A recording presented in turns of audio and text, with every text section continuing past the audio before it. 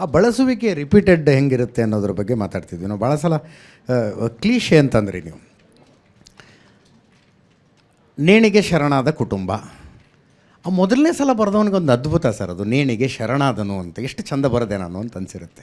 ಅದು ಎಷ್ಟು ಸಲ ಬಳಕೆ ಆಯಿತು ಅಂದರೆ, ರಾತ್ರಿ ಏನೋ ಒಂದು ಆಕ್ಸಿಡೆಂಟ್ ಆಗಿ ಏನೋ ಒಂದಷ್ಟು ಜನ ಸತ್ತಿರ್ತಾರೆ, ಬೆಳಗ್ಗೆ ಟಿ ವಿ ಹಾಕಿದ ತಕ್ಷಣ ಇಲ್ಲಿ ನಮ್ಮ ಹುಡುಗರೇ ನಾನು ಬೈತಿರ್ತೀನಿ, ಎಷ್ಟು ಸಲ ರಿಪೀಟ್. ಜವರಾಯನ ಅಟ್ಟಹಾಸ. ಯಾರೋ ಆ ಜವರಾಯ, ಅವನು ಯಾಕೆ ಅಟ್ಟಹಾಸ ಮಾಡ್ದ? ಏನೋ ನಟ್ಟ ನಡುರಾತ್ರಿಯಲ್ಲಿ ಜವರಾಯನ ಅಟ್ಟಹಾಸ. ಬೆಂಗಳೂರಿನಲ್ಲಿ ವರುಣನ ಆರ್ಭಟ. ಬೆಳಗಾವಿ ಅಂತ ಬಂದ ತಕ್ಷಣ ಕುಂದಾನಗರಿ ಅಂತ ಬರೀಬೇಕು, ಕಲಬುರಗಿ ಅಂದ ತಕ್ಷಣ ಬಿಸಿಲ ನಾಡು ಅಂತಲೇ ಬರೀಬೇಕು. ಇದರಿಂದ ಹೊರಗೆ ಬರೋದಕ್ಕೆ ಏನಾದ್ರು ದಾರಿ ಇದೆಯಾ? ನೀವು you will always be running against time. ಇದರಿಂದಾಗಿ ಬಹಳ ಸಲ ಸೃಜನಶೀಲತೆಗೆ ತುಂಬ ಕಷ್ಟ ಆಗ್ತದೆ. ಅಥವಾ ಇದೇ ನಿಮಗೆ ಹೊಸ ಶಕ್ತಿಯನ್ನು ಕೊಡ್ಬೋದು. ಆ ಕ್ಷಣ ಪ್ರತಿಕ್ರಿಯಿಸುವ, ಆ ಕ್ಷಣ ಪ್ರತಿಸ್ಪಂದಿಸುವ ಶಕ್ತಿಯನ್ನು ಅದೇ ಕೊಡ್ಬೋದು.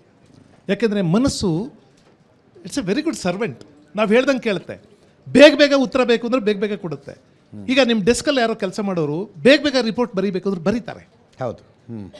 ಈಗ ನನಗೆ ಒಂದು ಲೇಖನ ಬರ್ಕೊಡಿ ಅಂದರೆ ಒಂದು ವಾರ ಟೈಮ್ ಕೊಡಿ. ಒಂದು ವಾರ ಅಂತ ಹೇಳ್ತೀನಿ, ಆಮೇಲೆ ನಾಳೆ ಫೋನ್ ಮಾಡಿ, ನಾಡಿದ್ದು ಫೋನ್ ಮಾಡಿ ಅಂತೀನಿ. ಯಾಕೆಂದರೆ ನಮ್ಮ ಮೈಂಡ್ಗಳಂಗೆ ಪ್ರೋಗ್ರಾಮ್ ಆಗಿರ್ತವೆ. ಅದಿರಲಿ.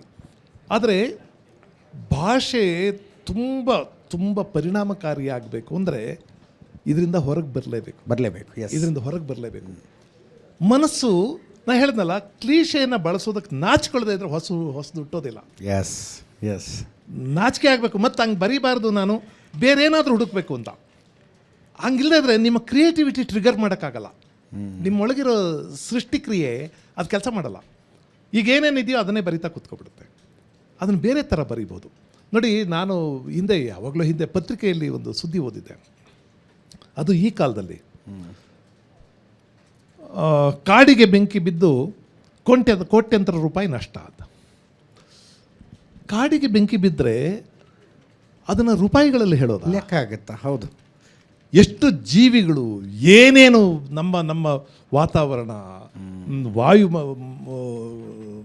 ಮಾಪಕ ಎಲ್ಲವೂ ಹೆಚ್ಚು ಕಡಿಮೆ ಆಗೋಗ್ಬಿಡ್ತಾರೆ. ಹೌದು. ನಾನು ಸಾರಿ ಟು ಇಂಟ್ರಪ್ಟ್. ಹಿಂಗೆ ಒಂದು ಸಲ ಕಾಡ್ಗಿಚ್ಚಾದಾಗ ಅದರ ವರದಿಗೆ ಹೋಗಿದ್ದೆ. CP ಯೋಗೇಶ್ವರ್ ಅವರು ಅರಣ್ಯ ಸಚಿವರಾಗಿದ್ದಾಗ. ಕಾಡ್ಗಿಚ್ಚಿನ ವರದಿ ಮೊದಲನೇ ಸಲ ನಾನು ಮಾಡೋದಕ್ಕೆ ಹೋಗಿದ್ದು ಕೃಷ್ಣೇಗೌಡ್ರೆ.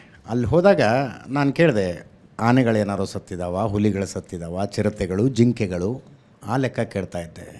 ಅಲ್ಲೊಬ್ಬ ರಿಟೈರ್ಡ್ ಫಾರೆಸ್ಟ್ ಆಫೀಸರ್ ಬೈದರು, ಕಾಡಿಗೆ ಬೆಂಕಿ ಬಿದ್ದರೆ ಅವೆಲ್ಲ ಓಡಿ ಹೋಗ್ತಾವಪ್ಪ, ಎಷ್ಟು ಗೆದ್ದಲು ಗೂಡುಗಳು ಹಾಳಾಗಿ ಹೋದ್ವು ಅನ್ನೋದು ಇಂಪಾರ್ಟೆಂಟು, ಫಂಗಸ್ ಏನಾಗಿದೆ ಅನ್ನೋದು ಇಂಪಾರ್ಟೆಂಟು, ಇರುವೆ ಗೂಡುಗಳು ಎಷ್ಟು ಹಾಳಾಗಿ ಹೋಗಿದ್ದಾವೆ ಅನ್ನೋದು ಇಂಪಾರ್ಟೆಂಟು. ಅವೆಲ್ಲವೂ ಕಾಡಿನ ಎಕೋಸಿಸ್ಟಮಿಗೆ ಕಾಂಟ್ರಿಬ್ಯೂಟ್ ಮಾಡ್ತಿರ್ತವೆ. ನೀವು ದೊಡ್ಡ ಪ್ರಾಣಿಗಳನ್ನು ಅಷ್ಟೇ ಲೆಕ್ಕ ಹಾಕ್ಕೊಂಡು ಕೂತ್ಕೋಬೇಡಿ ಅಂತ. ಎಷ್ಟು ಸತ್ಯವಾದ ಮಾತು ಅನ್ನಿಸ್ತು. ಪ್ಲೀಸ್, ನಾವು ಸೂಕ್ಷ್ಮವಾದಷ್ಟು ನಮಗೆ ಬೇರೆ ವಿವರಗಳು ಕಾಣಿಸೋದಕ್ಕೆ ಶುರು ಆಗ್ತವೆ. ನಾವು ಸ್ಥೂಲವಾಗಿದ್ದಾಗ ಮಾತ್ರ ಈ ವಿವರಗಳು ಕಾಣಿಸೋದಿಲ್ಲ. ನಾವು ಸೂಕ್ಷ್ಮವಾಗಿರಬೇಕು. ಸೂಕ್ಷ್ಮವಾದಷ್ಟು ಈ ಬೇರೆ ಸಂಗತಿಗಳು ಕಾಣಿಸ್ತಿರ್ತವೆ. ಅವರಿಗೆ ಇರುವೆಗೂಡು, ಯಾವುದೋ ಒಂದು ಸಣ್ಣ ಕ್ರಿಮಿಗಳು, ಅಲ್ಲಿ ಓಡಾಡುವಂಥವು ಎರೆಹುಳುಗಳು, ಇವೆಲ್ಲ ನಾಶವಾಗ್ತಾ ಇವೆ ಅಂತ ನಮ್ಗೆ ಅನ್ಸೋಕ್ಕೆ ಶುರು ಮಾಡಿದರೆ ಆವಾಗ ರೂಪಾಯಿಗಳಲ್ಲಿ ಹೇಳೋದಿಲ್ಲ. ನಾನು ಒಂಚೂರು ಡಿವಿಯೇಷನ್ ತಗೋತೀನಿ.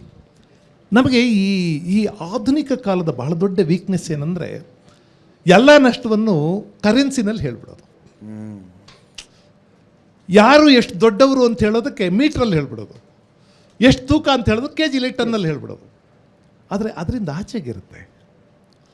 ನಾನು ಭಾಳ ಸಲ ಹೇಳೋದು, ನನ್ನನ್ನು ಏನಾದರೂ ಅಂದ್ಕೊಳ್ಳಿ ಯಾರಾದರೂ, ವಿಜ್ಞಾನ ನಮ್ಮ ಎಲ್ಲ ಕಾಲದ ಆತ್ಯಂತಿಕ ಸತ್ಯ ಅಲ್ಲ. ವಿಜ್ಞಾನ ಅದು ಬದುಕನ್ನು ಅರ್ಥ ಮಾಡಿಕೊಳ್ಳುವ ಒಂದು ಮುಖ, ಒಂದು ಕ್ರಮ ಅಷ್ಟೇ. ನಾನು ಸುಮ್ಮನೆ ಒಂದು ಮಾತು ಯಾವಾಗಲೂ ಹೇಳಿದೆ. ಅಬ್ದುಲ್ ಕಲಾಂ ಎಷ್ಟು ದೊಡ್ಡವರು, ನಮ್ಮ ಸಿದ್ಧಗಂಗೆ ಶಿವಕುಮಾರ ಸ್ವಾಮಿಗಳು ಎಷ್ಟು ದೊಡ್ಡವರು, ಸಾಲುಮರ ತಿಮ್ಮಕ್ಕ ಎಷ್ಟು ದೊಡ್ಡವರು ಅಂದರೆ ನೀವು ಯಾವುದ್ರಲ್ಲಿ ಅಳಿತೀರಿ ಇದನ್ನು? What is your parameters?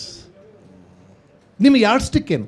Himalaya ಎಷ್ಟು ದೊಡ್ಡದು, ವಿಂಧ್ಯ ಪರ್ವತ ಎಷ್ಟು ದೊಡ್ಡದು ಅಂದರೆ ನೀವು ಮೀಟ್ರಲ್ಲೋ ಹೇಳ್ಬೋದು.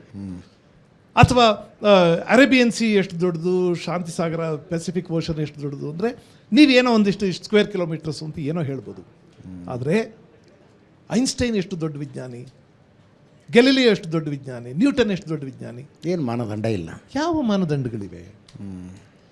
ನನಗೆ ನಮ್ಮ ಅಪ್ಪ ಎಷ್ಟು ದೊಡ್ಡವರು, ನಮ್ಮಮ್ಮ ಎಷ್ಟು ದೊಡ್ಡವರು, ಯಾವ ಮಾನದಂಡಗಳಿವೆ? ಅದರಿಂದ ಎಲ್ಲಕ್ಕೂ ವಿಜ್ಞಾನ ಅಲ್ಲ. ಈ ನಮ್ಮಲ್ಲಿ ಕೆಲವು ಸಲ ಮಾತಾಡ್ತಾರಲ್ಲ, ಕಬ್ಬಿನ ಬೆಳೆಗೆ ವೈಜ್ಞಾನಿಕ ಬೆಲೆ ಕೊಡಬೇಕು. ಯಾಕಪ್ಪ ಅದಕ್ಕೆಲ್ಲ ತೂಕುವ ಶಬ್ದ ಬೆಳೆಸ್ತೀರಿ? ವೈಜ್ಞಾನಿಕ ಬೆಲೆ, ಲಾಭ ಆಗಂಗೆ ಒಂಚೂರು ದುಡ್ಡು ಕೊಡ್ರಿ, ಇಷ್ಟು ಖರ್ಚಾಗಿರುತ್ತೆ ಒಂಚೂರು ದುಡ್ಡು ಕೊಡಿ ಅಂತ ಹೇಳ್ಬೇಕು. ವೈಜ್ಞಾನಿಕ ಎಂಥದ್ದು ಅದಕ್ಕೆ? ಆಮೇಲೆ ನಾವು ವೈಜ್ಞಾನಿಕವಾಗಿ ಯೋಚನೆ ಮಾಡೋದಾದರೆ ಈ ದೇವರು, ಧರ್ಮ, ನಂಬಿಕೆಗಳನ್ನೆಲ್ಲ ವೈಜ್ಞಾನಿಕವಾಗಿ, ವಿಜ್ಞಾನ ಯಾಕೆ ತರ್ತೀರಿ? ಹೌದು, ಬೇರೆದೇ ಅದು, ಬೇರೆದೇ ಕ್ರಮ, ಅದು ಬೇರೆದೇ ರೀತಿ. ನಮ್ಮೂರಲ್ಲಿ ಜನ, ಆಮೇಲೆ ಸ್ವಾಮೀಜಿಗಳು ಶುರು ಮಾಡಿದ್ದಾರೆ ಈಗ ತಮ್ಮ ಧರ್ಮವನ್ನ ಆಚರಣೆಗಳನ್ನು ನಡೆಯೋದಕ್ಕೆ ವಿಜ್ಞಾನದ ಯಾರ್ಡ್ ಸ್ಟಿಕ್. ಇಲ್ಲ, ಸೈಂಟಿಫಿಕ್ ಹಂಗಿರೋದೇ ಇಲ್ಲ. ಹಂಗಿದ್ರೆ ನಾವು ಸಾಹಿತ್ಯ ಪಾಠ ಮಾಡೋಕ್ಕೆ ಆಗಲ್ಲ. ಹೌದು, ನಾನು ಕೇಳಿದ್ದೀನಿ, ಈ ಗಿಡಗಂಟಿಗಳ ಕೊರಳೊಳಗಿಂದ ಹಕ್ಕಿಗಳ ನಾದ ಅಂದ್ರೆ ಎಲ್ಲಿದೆ ರೀ ಗಿಡಗಂಟಿಗಳಿಗೆ ಕೊರಳು ಅಂತ ಕೇಳಿದ್ರೆ ಏನು ಹೇಳೋಣ? ನಾನು ಯಾವಾಗಲೂ ಯಾರೊಬ್ರು ಇಂಗ್ಲೀಷ್ ಮೇಸ್ಟ್ರು ಮಾತಾಡ್ತಾ, ಗಣೇಶ ಹೆಂಗ್ರಿ physiologically it is not possible, ಹೆಂಗೆ ಮನುಷ್ಯನ ಕುತ್ತಿಗೆ ಮೇಲೆ ಆನೆ ತಲೆ ಹೆಂಗೆ ಕೂತ್ಕೊಳ್ಳುತ್ತೆ ಅಂದರೆ, ನೀ ಹ್ಯಾಮ್ಲೆಟ್ ಹೆಂಗಪ್ಪ ಪಾಠ ಮಾಡ್ತೀಯಾ? ಕುವೆಂಪುನ ಬೇಂದ್ರೆ ಹೆಂಗೆ ಪಾಠ ಮಾಡ್ತೀಯಾ? ಭೃಂಗದ ಬೆನ್ನೇರಿ ಬಂತು ಕಲ್ಪನಾ ವಿಲಾಸ, ಮಸೆದ ಗಾಳಿ ಪಕ್ಕ ಪಡೆಯುತ್ತಿತ್ತು ಸಹಜ ಪ್ರಾಸ. ಇವಕ್ಕೆಲ್ಲ ಏನು ಅರ್ಥ ಹೇಳ್ತೀರಿ?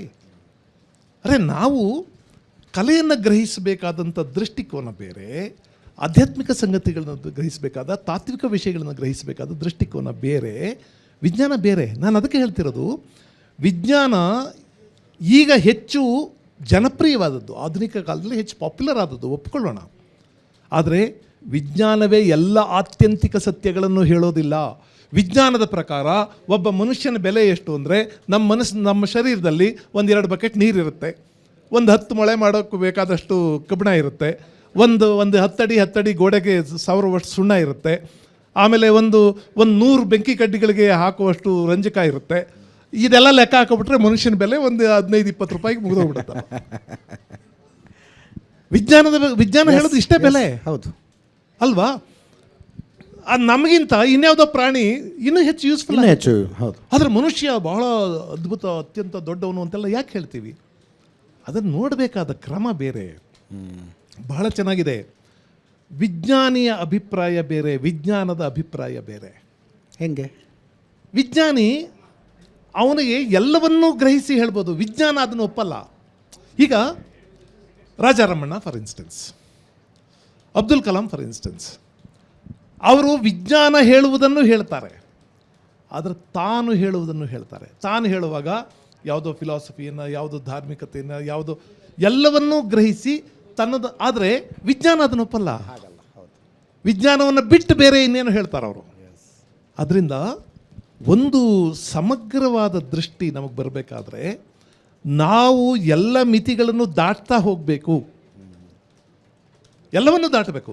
ಧಾರ್ಮಿಕನೊಬ್ಬನೂ ದಾಟಿ ವಿಜ್ಞಾನದ ಕಡೆ ಹೋಗಬೇಕು, ವಿಜ್ಞಾನಿ ಕೂಡ ದಾಟಿ ಧಾರ್ಮಿಕತೆ ಕಡೆಯೋ ಆಧ್ಯಾತ್ಮಿಕತೆ ಕಡೆಯೋ ಇನ್ನೊಂದು ಪರ್ಸ್ಪೆಕ್ಟಿವ್, ಇನ್ನೊಂದು ದೃಷ್ಟಿಕೋನ ಏನು ಹೇಳುತ್ತೆ ಅನ್ನುವಷ್ಟು ವಿನಯ ಇಲ್ಲದೆ ಇದ್ದರೆ, ನಾನು ಹೇಳೋದು ಪರಮಸತ್ಯ ಅಂತ ಯಾವನಾದರೂ ಅಂದ್ಕೊಬಿಟ್ರೆ ಅವನಷ್ಟು ಅಜ್ಞಾನಿ ಇಲ್ಲ. ಅದಕ್ಕೆ ಸಾಕ್ರೆಟಿಸ್ ಹೇಳಿದೊಂದು ಮಾತು ಭಾಳ ಚಂದ.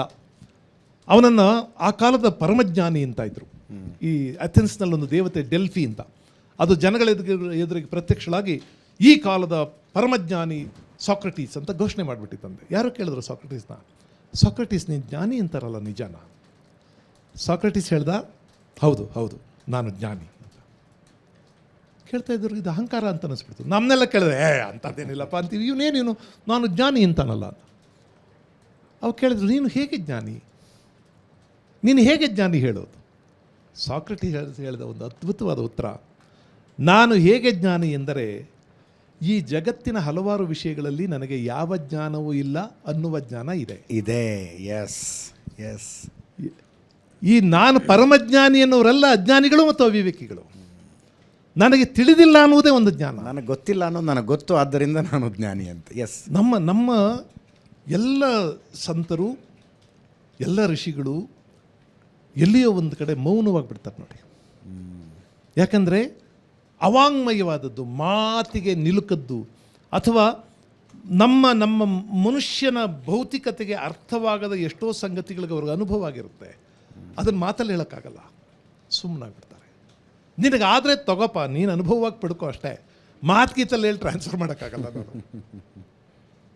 ಕುವೆಂಪುದೊಂದು ಪದ್ಯ ಇದೆ, ಹೇಳಿದರೆ ಹಾಳಾಗುವುದು ಅನುಭವದ ಸವಿಯು, ಹೇಳದಿದ್ದರೆ ತಾಳಲಾರನು ಕವಿಯು. ನಮಗೆ ಹೇಳದೇ ಇರೋಕ್ಕೂ ಆಗಲ್ಲ, ಹೇಳಿದ್ರೆ ಅರ್ಥನೂ ಇದು ಆಗಲ್ಲ. ಯೋಗಿಯ ದಿವ್ಯ ಸಮಾಧಿಯೇ ಅತಿ ಅಪೂರ್ವ. ನನಗದೊಂದು ಅನುಭವ ಆಯಿತು. ಸೂರ್ಯೋದಯವನ್ನು ನೋಡಿದಾಗ ಯೋಗಿಯ ದಿವ್ಯ ಸಮಾಧಿ ಅನ್ನಿಸ್ತು ನನಗೆ ಅಂತಂದರೆ ನಮಗ್ಯಾರು ಅರ್ಥನೇ ಆಗಲ್ಲ. ಅಷ್ಟೇ ಕೆ ಅಜಿತ್.